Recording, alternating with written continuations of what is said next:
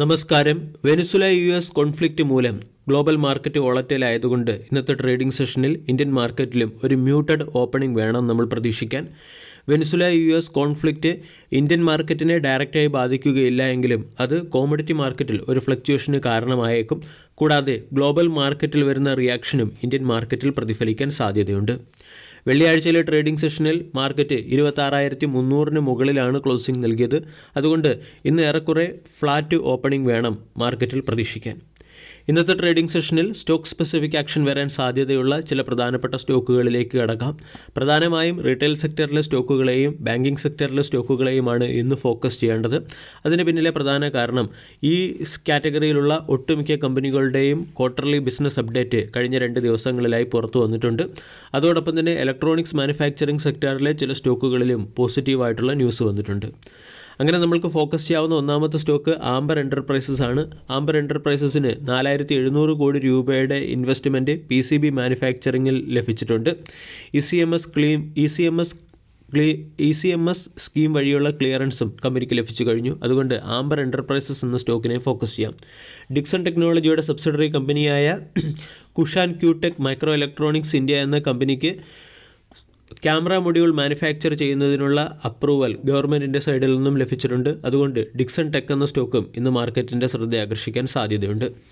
നൈബ് എന്ന കമ്പനിക്ക് universal rocket launcher system develop ചെയ്യുന്നതിന് വേണ്ടി മിനിസ്ട്രി ഓഫ് ഡിഫൻസിൽ നിന്നും 239 കോടി രൂപയുടെ ഓർഡർ ലഭിച്ചു.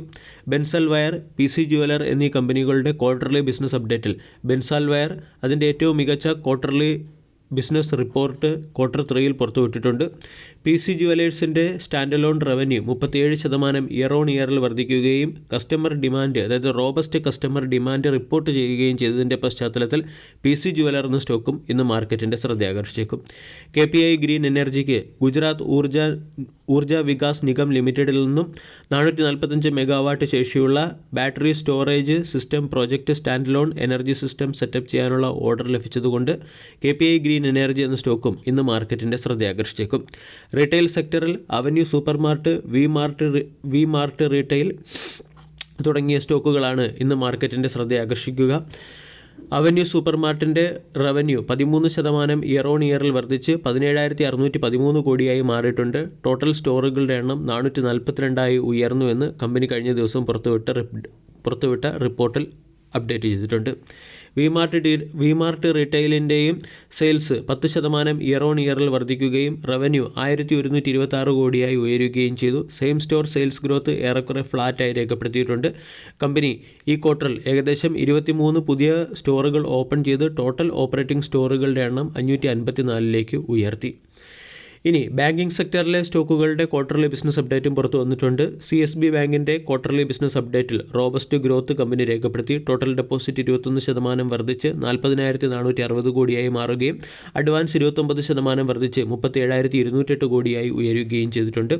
കൂടാതെ ബാങ്ക് ഓഫ് ഇന്ത്യയുടെ ഡൊമസ്റ്റിക് ഡെപ്പോസിറ്റ് 12.8% വർദ്ധിച്ച് 7.7 ലക്ഷം കോടിയായി മാറുകയും ഗ്ലോബൽ ഡെപ്പോസിറ്റ് 11.6% വർദ്ധിച്ച് 8.9 ലക്ഷം കോടിയായി മാറുകയും ചെയ്തു. ഡൊമസ്റ്റിക് ഗ്രോസ് അഡ്വാൻസ് 15% വർദ്ധിച്ച് 6.3 ലക്ഷം കോടിയായി മാറി.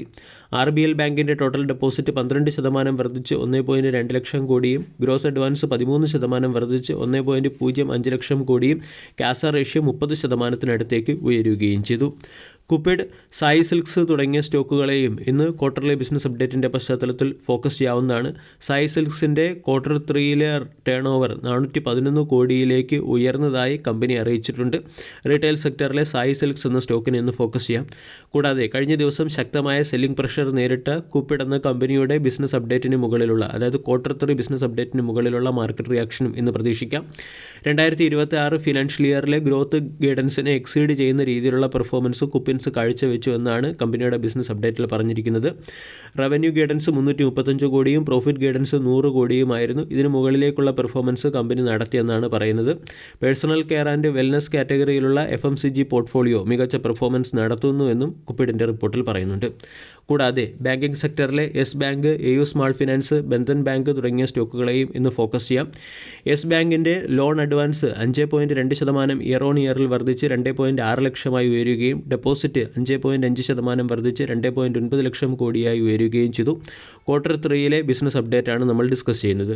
AU സ്മാൾ ഫിനാൻസ് ബാങ്കിൻ്റെ ഡെപ്പോസിറ്റ് 23.3% ഇയർ ഓൺ ഇയറിൽ വർദ്ധിച്ച് 1.4 ലക്ഷം കോടിയായി മാറുകയും കാസ ഡെപ്പോസിറ്റ് 16% ഉയരുകയും ഗ്രോസ് അഡ്വാൻസ് 24% വർദ്ധിക്കുകയും ചെയ്തു. ബന്ധൻ ബാങ്കിൻ്റെ ടോട്ടൽ ഡെപ്പോസിറ്റ് 11% ഇയർ ഓൺ ഇയറിൽ വർദ്ധിച്ച് 1.6 ലക്ഷം കോടിയായി മാറി. അതേസമയം കാസ 4.5% ഇടിഞ്ഞു. ടോട്ടൽ ലോൺ അഡ്വാൻസ് 10% വർദ്ധിക്കുകയും ചെയ്തു. റീറ്റെയിൽ സെക്ടറിലെ ബസാർ സ്റ്റൈൽ റീറ്റെയിൽ എന്ന സ്റ്റോക്കിനെയും ഇന്ന് ഫോക്കസ് ചെയ്യാം. ഓപ്പറേറ്റഡ് റവന്യൂവിൽ 13% വർധനവോടുകൂടി 467 കോടി രൂപയുടെ ഓപ്പറേറ്റഡ് റവന്യൂ കമ്പനി റിപ്പോർട്ട് ചെയ്തിട്ടുണ്ട്. ബാങ്കിംഗ് സെക്ടറിൽ തന്നെ സൂര്യോദയ സ്മാൾ ഫിനാൻസ് ബാങ്കിൻ്റെയും ബിസിനസ് അപ്ഡേറ്റ് മികച്ചതാണ്. Gross advance 23%, loan disbursement 84%, total deposit 33% വർദ്ധിച്ചു.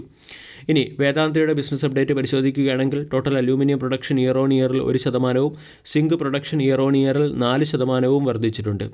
ശോഭ എന്ന റിയൽ എസ്റ്റേറ്റ് സെക്ടറിലെ കമ്പനിയുടെ ക്വാർട്ടർ 3 ബിസിനസ് അപ്ഡേറ്റും പുറത്തു വന്നിട്ടുണ്ട്. ശോഭയുടെ ക്വാർട്ടർ 3 സെയിൽസ് 52.3% ഇയർ ഓൺ ഇയറിൽ വർദ്ധിക്കുകയും ന്യൂ സെയിൽസ് ഏരിയ 34.8% വർദ്ധിച്ച് 13.7 ലക്ഷം സ്ക്വയർ ഫീറ്റായി ഉയരുകയും ചെയ്തു. ഇതിൻ്റെ പശ്ചാത്തലത്തിൽ റിയൽ എസ്റ്റേറ്റ് സെക്ടറിലെ ശോഭ എന്ന സ്റ്റോക്കിനെയും ഫോക്കസ് ചെയ്യാം. വീഡിയോ എല്ലാവർക്കും ഇഷ്ടമായി എന്ന് വിശ്വസിക്കുന്നു. താങ്ക്